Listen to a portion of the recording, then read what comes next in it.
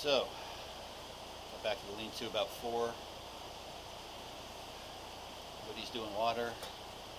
Had a hell of a day.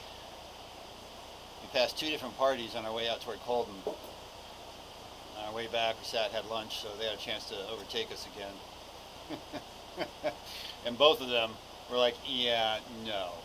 Right, ice, slick rock, we're not doing that today. So we're feeling pretty vindicated about our decision to not to. But, hey, Avalanche Lake, Avalanche Pass. But we did see the young couple who did go over. The young couple who did go over. No, they turned around. No, they didn't. They didn't? They went over. Wow. So when we just stopped to talk to yours. The other 2 groups didn't. But they went over. So, we're just older and wiser than them, I guess.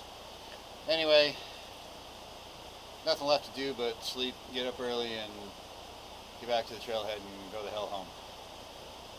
We're tired.